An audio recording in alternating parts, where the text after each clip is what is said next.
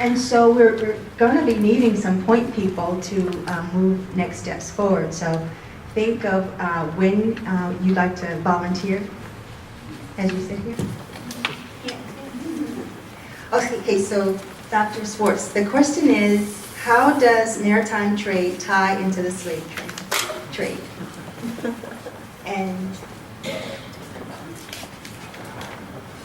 And the way we'll do this, we're scheduled to end at 4, and I want to respect our time. But perhaps Dr. Schwartz will be around for a bit afterwards if you have specific questions that we don't get addressed in the next few minutes. But we're in for a real treat for Dr. Schwartz to share with us. Thank you very much. We're paper people. I have put a pickaxe into something years ago, but no, I'm a paper person. And these papers,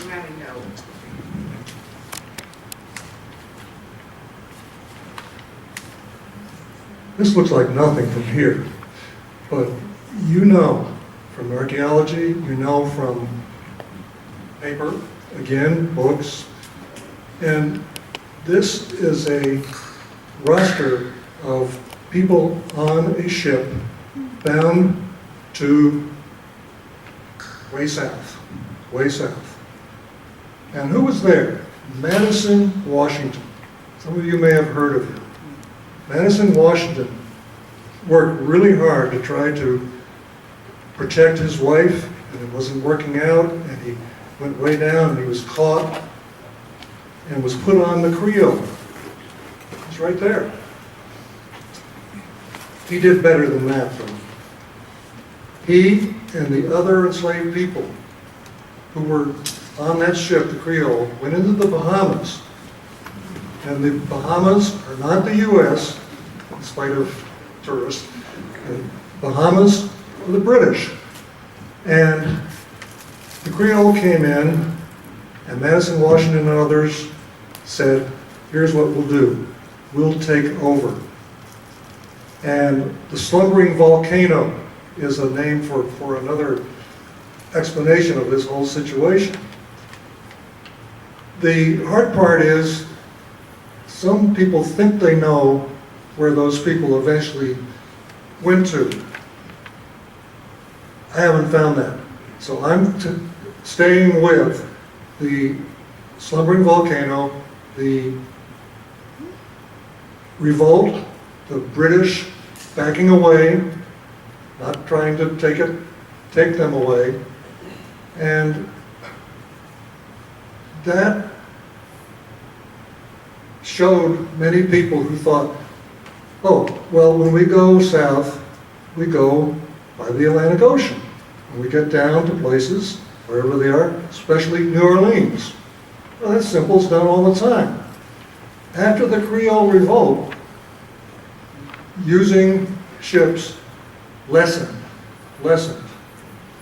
because the people who had the money, who were trying to get the money, trying to send enslaved people down to the south, couldn't do as well. Now, to tell you about the way one person looked at this, Senator Henry Clay. Henry Clay, who wanted to be president, never got to be president.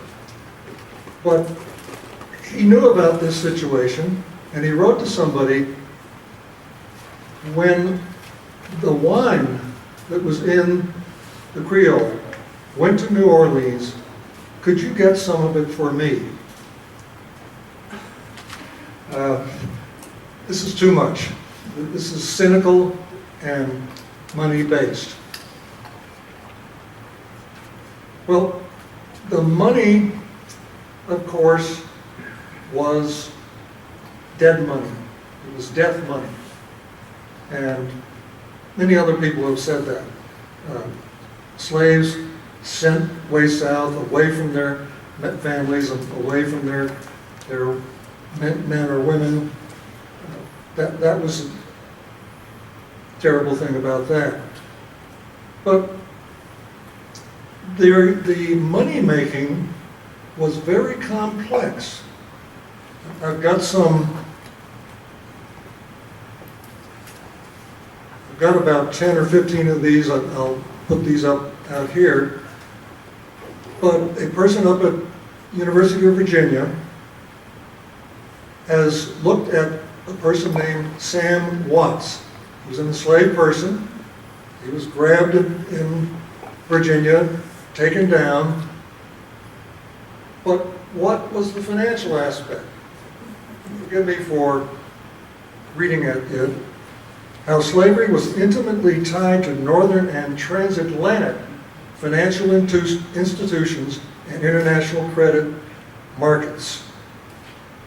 That's getting pretty complicated, but that was the way it was done then. Watts was a cooper or barrel maker, one of thousands to depart the Old Dominion that year for a life of toil and hardship in the lower South. Calvin Schermerhorn, University of Virginia, points out, Watts' journey went through the jails and sales venues of the United States slave trade, all made possible by what Schermerhorn terms a revolution in finance. It's not just a revolution in finance in the slave trade, it's a revolution in finance. Because people up in the north, in Boston, in Hartford, in New York, and other places were deep into the slave trade and the financial part.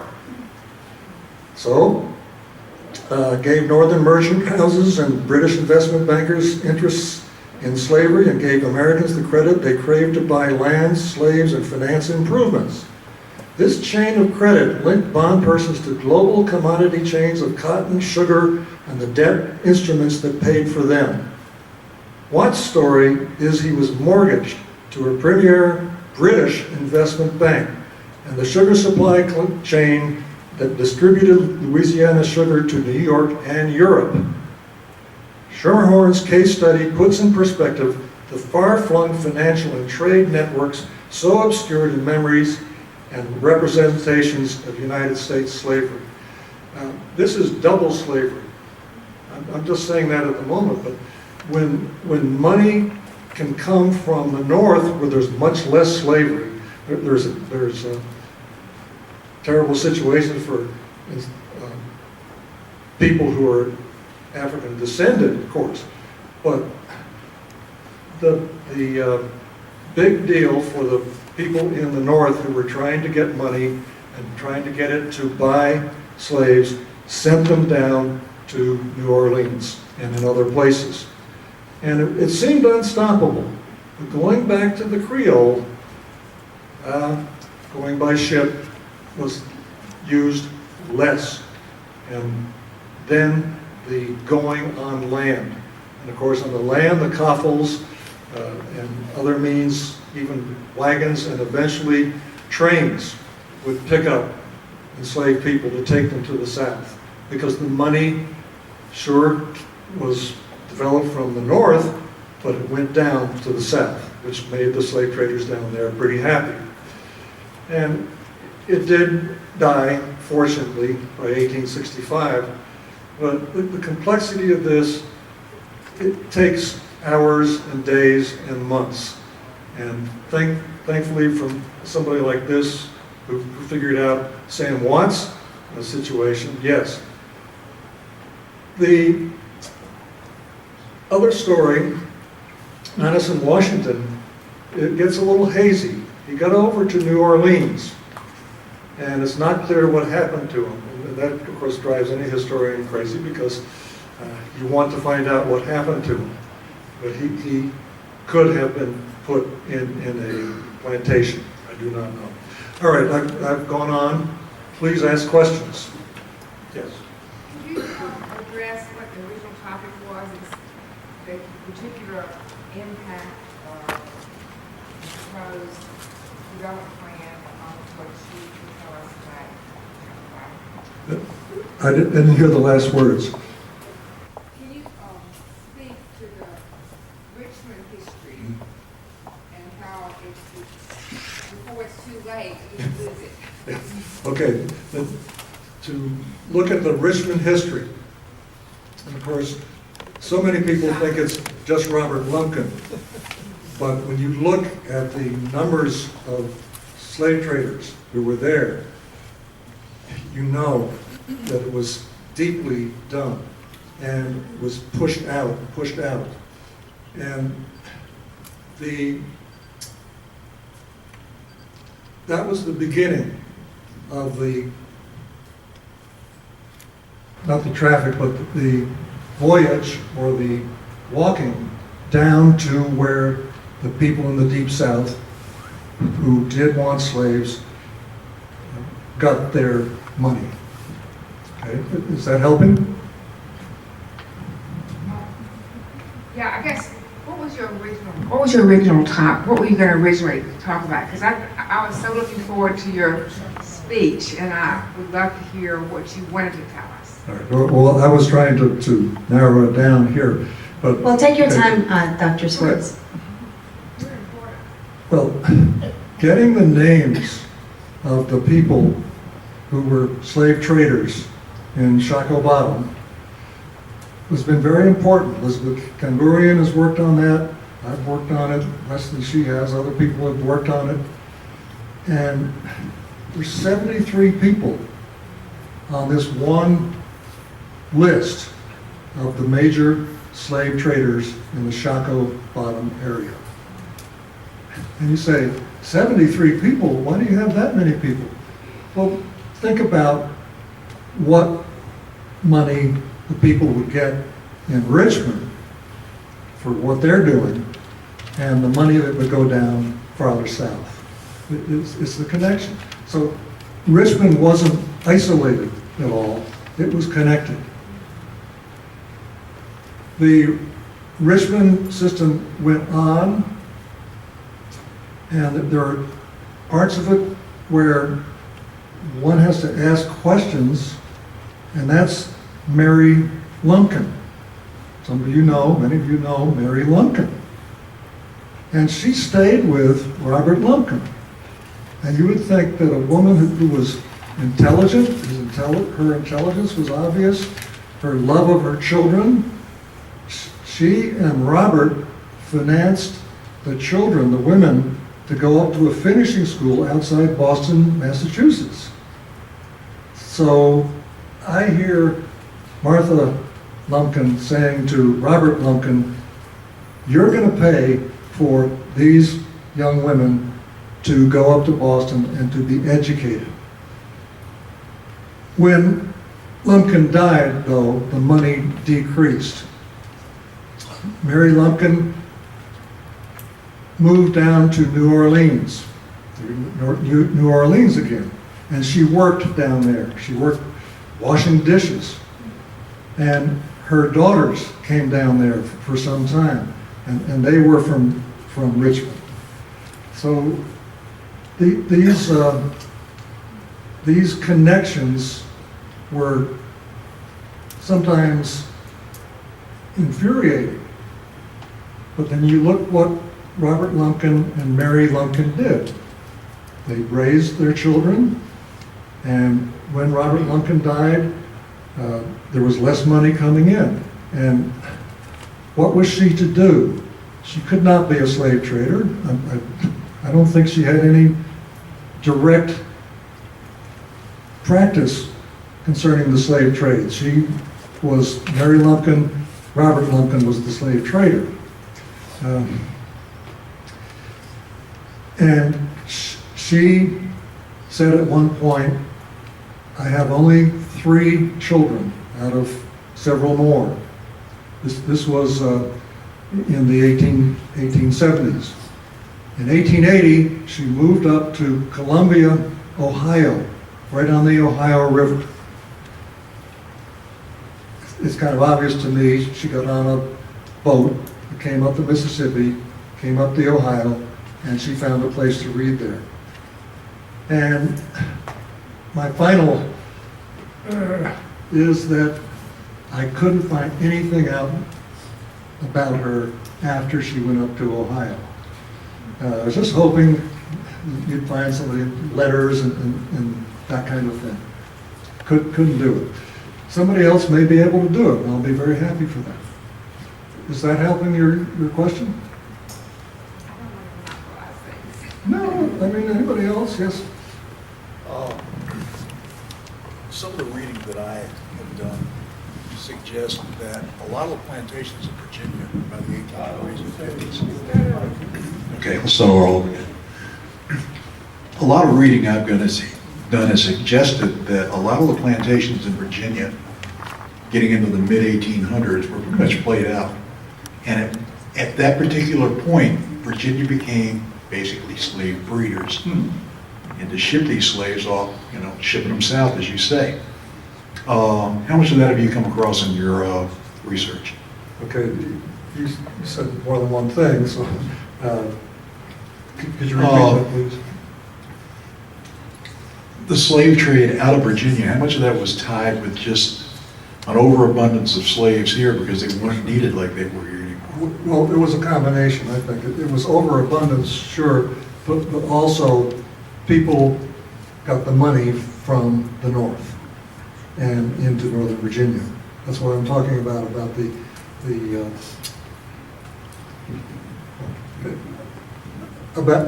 the way the money came down from Boston, Hartford, New York, maybe New Jersey. Christie wasn't there then. And so that's the way it worked then. But it decreased. And we don't have fully accurate numbers. We do not have fully accurate numbers. That is the amount. There are estimates in the thousands. Many thousands gone. Again. Thank you very much. Yes.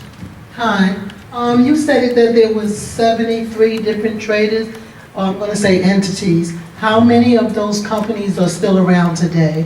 And can you name some of them?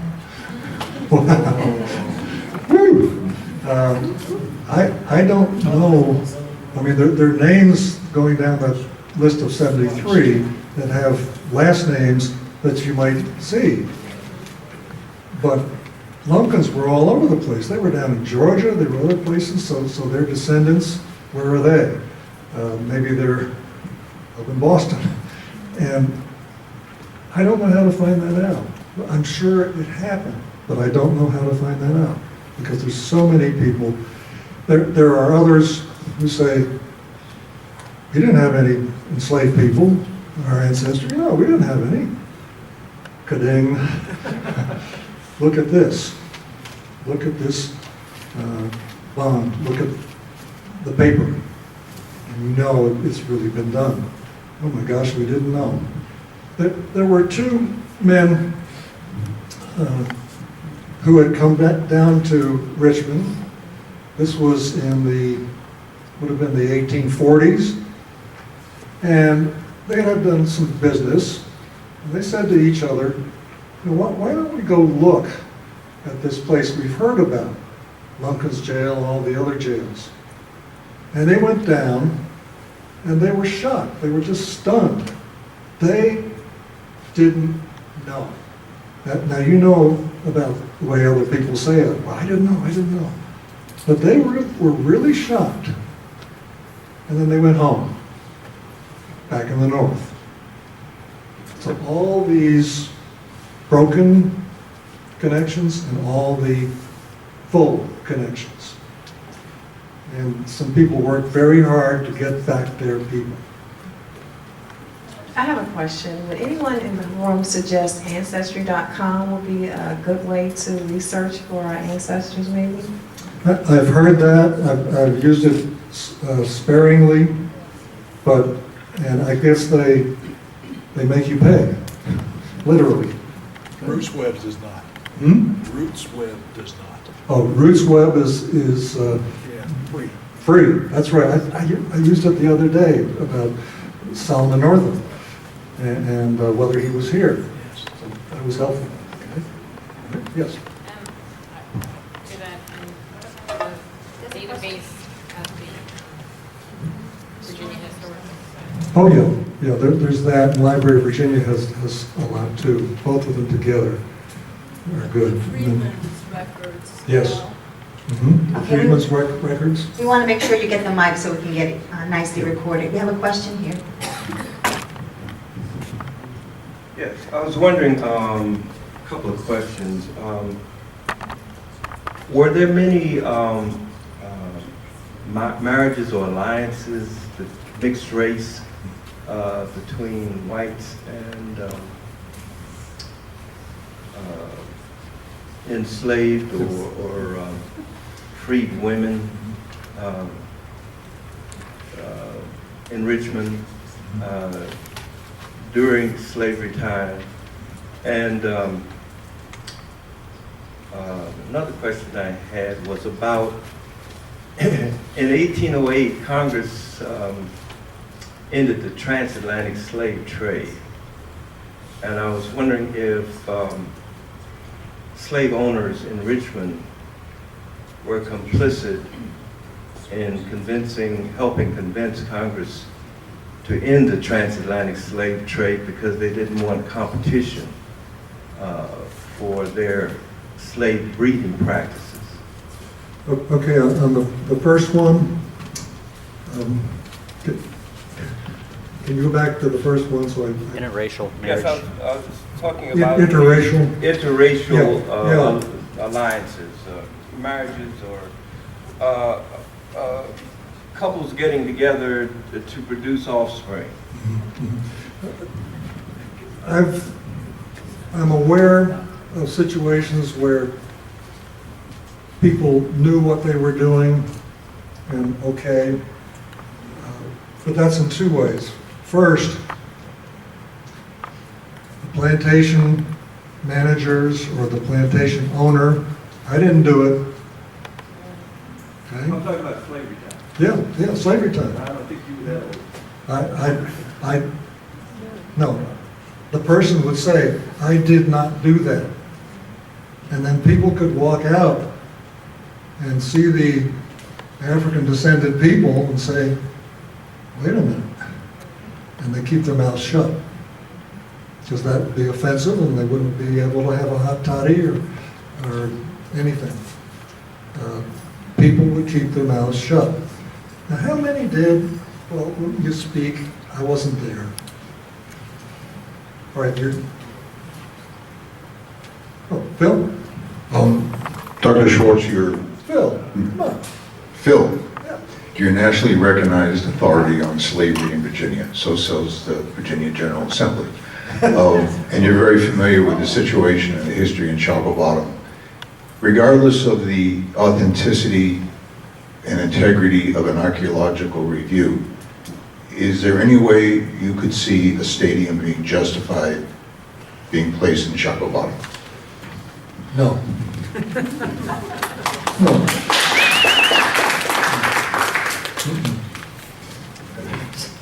It's the best. Okay, so let's just acknowledge 5 after 4. We have a time for a couple more questions. Good, fine. All right.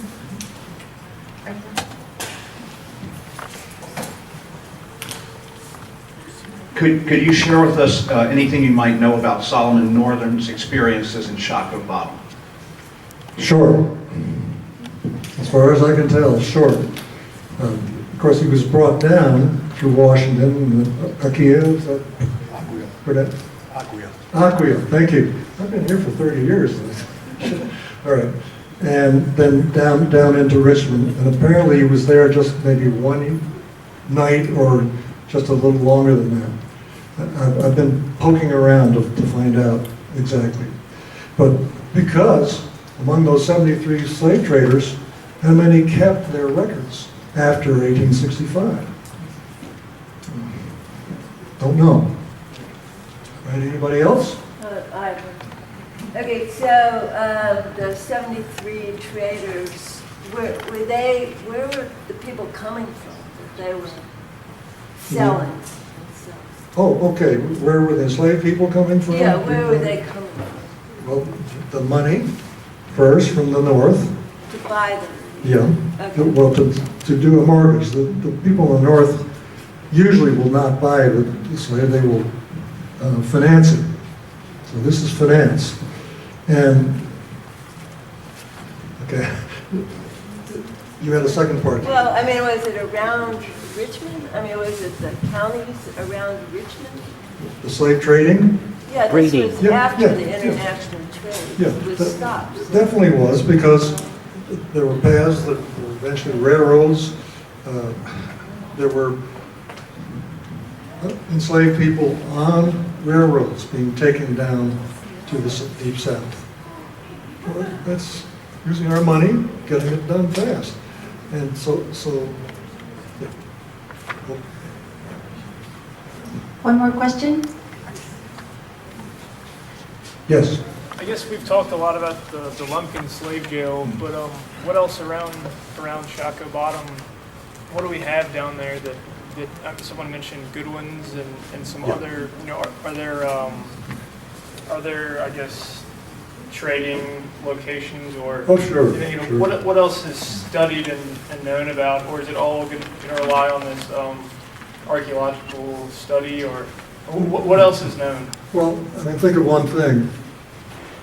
Dressing an enslaved person in somebody like Shockoe Bottom. And they would pay, and they would have the enslaved person go around looking with nice clothes, and then he would be turned back into the pen and to take off those clothes. This is just stuff to say, we take good care of it. What was the food like? Food? I'm not able to find a way, but I suspect that the food was not particularly very good, especially when they're going to be sent out next day, next week, next month. But people down in the South do not want somebody coming down who has not been well fed, which is because they love this guy, this woman. No, it's, come on.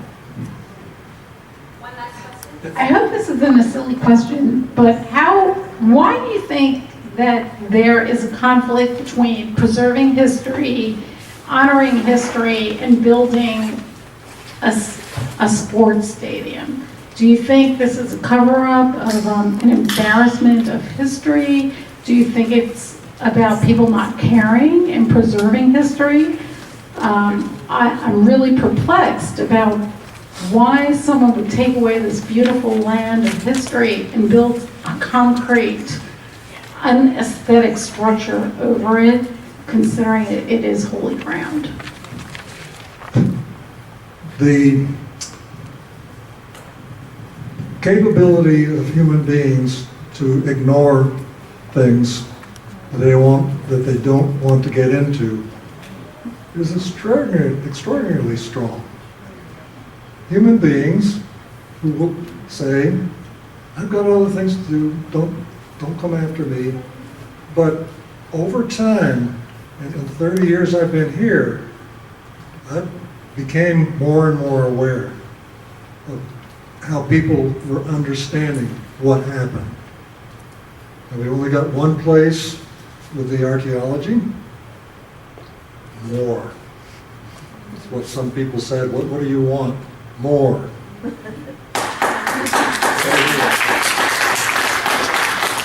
I've got a few of these, and when anybody wants to come up with these papers, because they're too heavy for me. One last thing. Dr. Schwartz.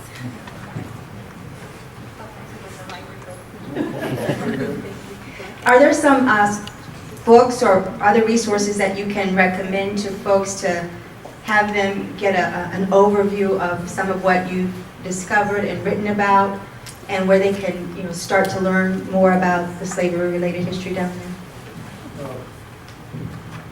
Maury McInnes, who's a history professor at University of Virginia, McInnis. And the title of the book is Slaves Waiting for Sale. I'll put in a little interesting thing. That is a painting, and it's on the front of that book.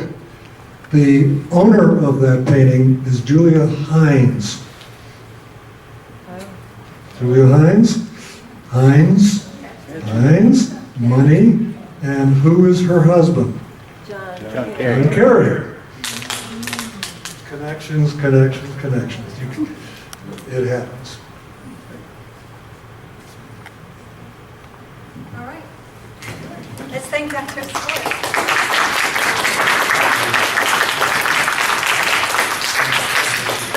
It was really for him to come back after having come this morning and gotten ill. It's really, thank you so very much. We can't thank you enough. I'm going to sit in the back. Okay, so we want to wrap up our day, and I want to thank you for spending a Saturday with us to engage in a discussion of the role of archaeology in preserving our cultural and historical resources. Our presenters made a powerful and compelling case for the need for a systematic and comprehensive archaeology for not only Shockoe Bottom, but throughout Richmond. Our next step is gaining an understanding and knowledge of archaeology and taking responsibility for what we can do to make archaeology a tool for discovering and preserving our historical and cultural resources. This is just another tool in our toolbox. This includes understanding and supporting the federal Section 106 process, which has timelines that depend on the project itself.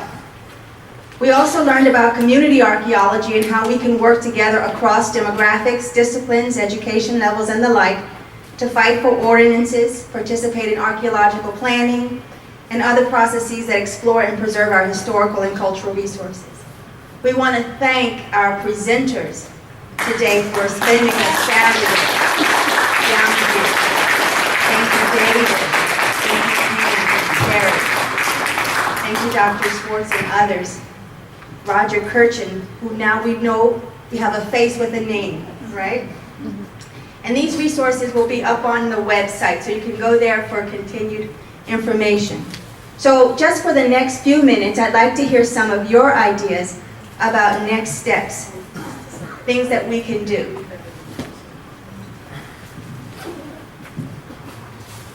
Next steps, things that we can do. Like goals for Shockoe Bottom? For Shockoe Bottom and beyond. Yes? I think you should definitely get that commission going. A commission? Yes. Now you sound like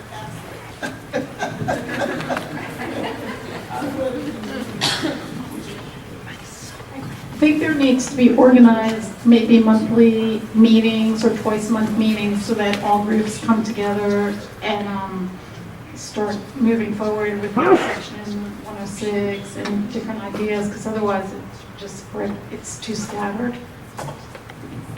So what I'm hearing perhaps is working groups of some kind, a working group on 106, maybe a working group on the commission. With regard to the commission, there is a group in the city trying to get a referendum on the ballot to do just that. And it's maybe a little bit different structure than what we were talking about here today, but it's essentially the same idea. But what I really wanted to say was we should attend events in Shockoe Bottom to have a presence there other than just parking lots full of cars. There's one tomorrow. There's one on April 3rd. And there are others coming up. So. Yeah, we can do that. Actually, there's an announcement for the event tomorrow on the back table. And on April 3rd, there's an event at 6 o'clock at the African Burial Ground.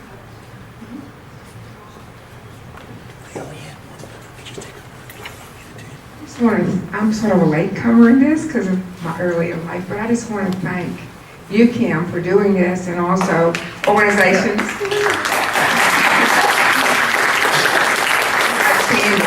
And also organizations that have carried this a long time. The Defenders, or Acorn, and I know maybe not others, but if you could recognize some, because we're so great, special in Richmond to have such great people and great organizations. Thank you.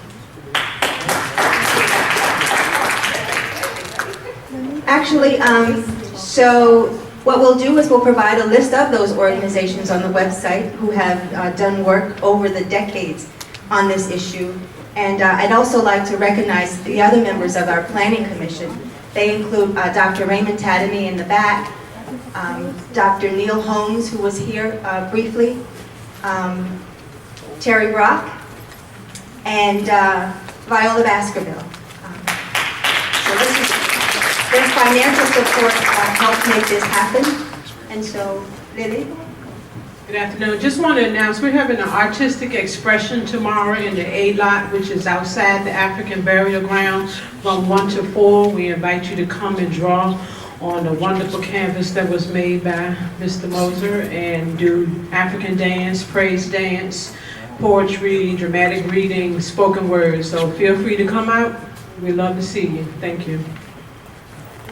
Terry, do you have anything in terms of what our possible next steps could be? I think the working group's idea sounds good, and yeah, thinking more about how to do commission stuff. I think continued meetings to figure out how to, what those steps are, but focus on the commission, getting a commission together, seeing if we can get some archaeology represented on the architectural review board. And we need to, like I said, come up with some sort of response to the mayor's proposed archaeological plans as well. So How might we start formulating those responses? I'm not sure. I have to think about it. But I mean, I think we're a lot of archaeologists in this room, so certainly trying to figure out what, I'm unclear what his intentions are with it. I mean, does he think it's going to take the place of 106 or not? 106 isn't mentioned at all in it. So anyway, so there's a lot of questions to be asked about it. So. It's very interesting because up until this point, we haven't heard from the archaeological community. They haven't weighed in on this question, right? And so out of this coming together, it could be that a community of archaeologists form and have a say in how we proceed next. Any other suggestions about next steps? So we've got on the table a possible commission, or at least organizing around a possible one, and a working group around Section 106. David, any other ideas for what might be next?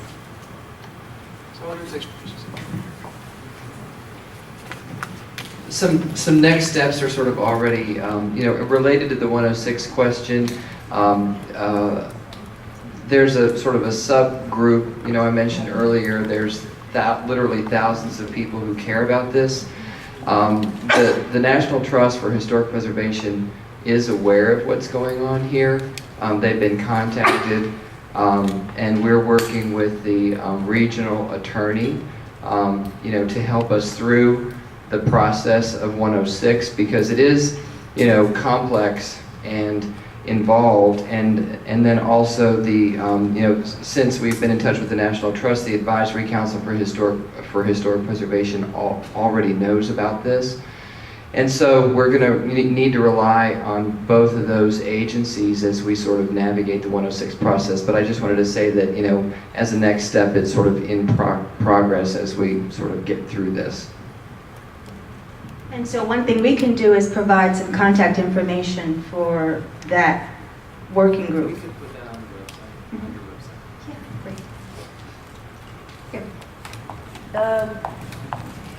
Have you ever thought about how to get this to become a national kind of focus? Because, I mean, this is important history for the country, not just Richmond. Yes, we have. Yes, we've reached out to, and these are many of the activists in the room under the leadership of, the partnership, I should say, with the defenders and other groups around have reached out to national media. We've had stories run in several newspapers across the country.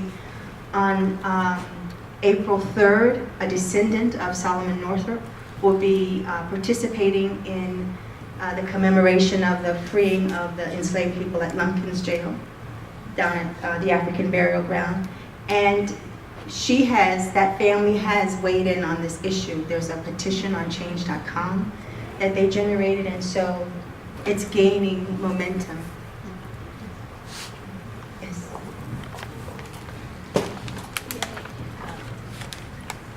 So there's also a lot of other development going on in Richmond now, or being proposed, or sliding through somehow, which I think has to do with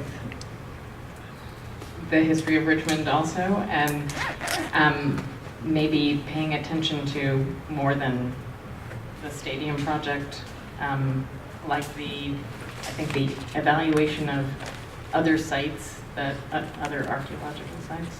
I don't know. Having an archaeological plan, whatever Miss Cressy said. I'm not sure. Thank you. Oh. I just want to add that for the April 3rd event, I would really like to see a gigantic showing down at the burial grounds. I'm challenging you to show up in the numbers of about 2,000. I think that would be a very visible way to make this particular cause much more looked at nationally. So I'm challenging everyone to tell everyone you know and show up on April 3rd at 6 p.m.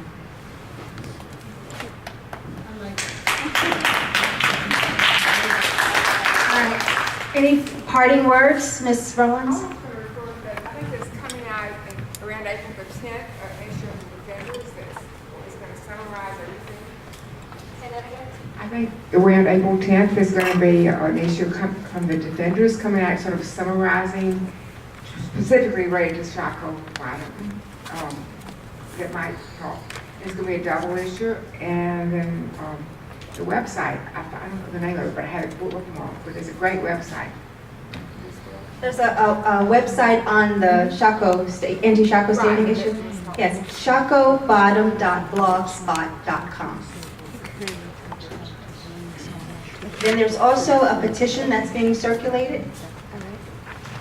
Right, we have a Proposition A and a Proposition B that we're circulating. We need to get about 15,000 signatures so that we can net out about 9,800 to get this on the ballot in November. Proposition A creates what is referred to as a historic East End Shockoe Bottom Commission that would review any development plans for Shockoe Bottom before they're implemented. Proposition B is a change to the city charter in the way that the city issues what they're calling moral obligation bonds. It's a way of making it easier for council to call a referendum when the city wants to borrow money from the citizens to do projects like this. And if anybody wants details about it, I have petitions with me and I can explain it afterwards. Thank you. Yes. Just had a question. When are those signatures due? We have to submit by, I think, the 1st of August, but what we're trying to do is get as many by May as possible so that the process can become high in the awareness of council as they're making decisions about the development plans. Because the problem is that they're going to vote on this project before November, and the effect of the referendum wouldn't happen until after November. So while there are many decisions that council will have to vote on going forward, zoning changes, approving land acquisition and that type of thing, we really want to have an effect now on them if possible. So we're trying to get as many signatures by May as we can. Thank you. All right. One last time. I don't know if people have kept up with this, but the Venture Richmond proposal for an amphitheater, they had originally said that they were going to do one of these section archaeological reviews, and they have now, they and their partner, the city, have now decided not to do that. So I think we would want to keep that in mind when looking at the mayor's new proposal. I mean, the mayor had originally agreed to do that type of review for that site, and that's not happening. Trust but verify. So on that note, again, I want to thank you for coming out, and go back to the website. You'll get a follow-up email, and there'll be a link to the website. And there'll be contact information for the folks who shared information here, the working groups that are coming out of this effort and that are ongoing. And thank you for being here. Thank you for being here.